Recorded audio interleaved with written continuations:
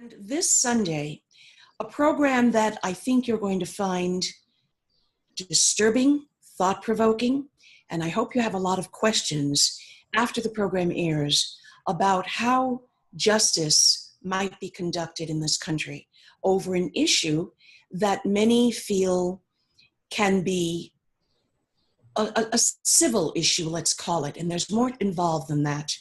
And we had the privilege of having Lyn Ulbricht, who is the mother of Ross Ulbricht. For those of you in the Texas area, he was a student at the University of North Texas, someone who knew technology well, a lover of freedom, and he had some ideas that he wanted to implement that have cost him and the family, and maybe our society, quite a bit. And we're going to be talking about that to bring it up to date, because since that program was taped, a lot has happened on the Ross Ulbricht side that I know that you want to hear about. So joining me on this particular call is Lyn Ulbricht. And Lyn, you did not intend to become all of this, but from my understanding, you've become quite an activist, and you're the CEO of the freeross.org, which is an organization that is really trying to get information out about what happened and what citizens can do about this. Is that about right? Yeah, that is about right, Niki. Thank you.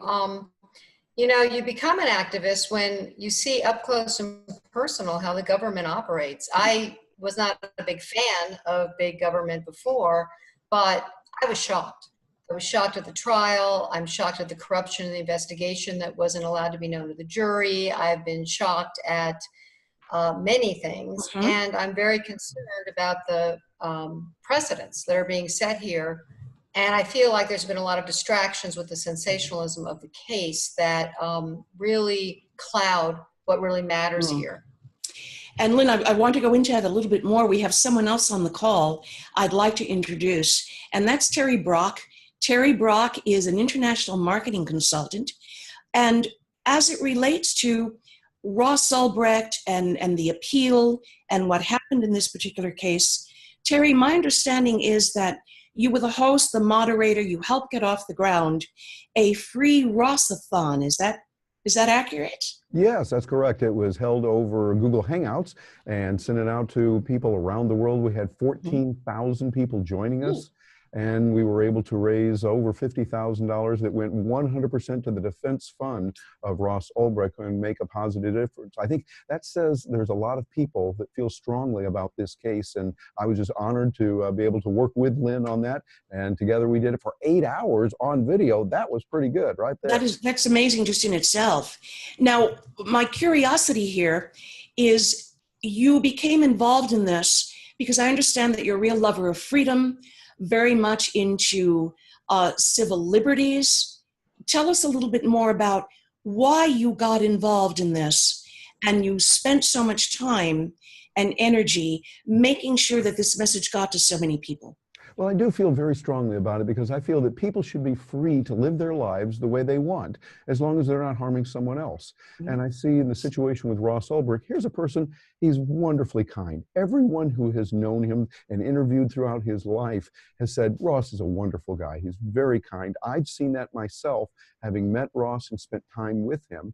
And he's also a genius. He knows a lot. He built a website.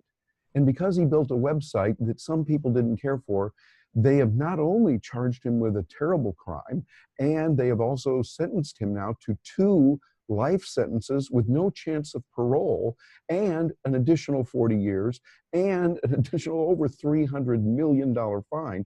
I feel strongly about it. Many other people do too, that we really need to free Ross. So since this program was taped, a great deal has happened. And what I think I just heard you say is the appeal was denied, 2 life sentences and no chance of parole. Lyn, would you mind addressing that? I mean, how did something like this happen? How is it possible to have happened? Well, that's a good question. And I wake up every morning and sometimes in the middle of the night thinking, is this real? Can this really be true? And to be clear, these are all nonviolent charges. But according to the Sentencing Project, There's 17,000 nonviolent offenders serving life in our prisons right now. Life sentences have quintupled in the past since the 80s, and it's out of control. And Ross is one of many people suffering from this out of control, broken criminal justice system. The way it happened as far as the appeal was the appellate court said, well, we might not have given that sentence, but it was within the judge's discretion to do so, and we have to uphold it. We differ. We are going to fight this.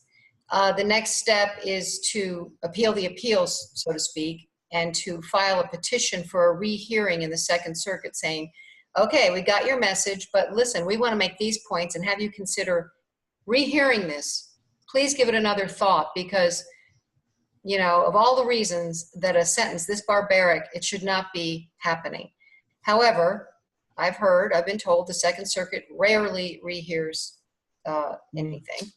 And so the next option in the court system is to go to the Supreme Court, to be accepted by the Supreme Court. Now, that's not always easy either. It's not at all easy. It's 10,000 petitions a year, and they hear 85 of them. However, I think we have some very strong arguments, not just about the sentencing, but some other constitutional issues. And I'm hoping and praying that the Supreme Court will hear it. So this could go to the Supreme Court. And not just to help Ross, really.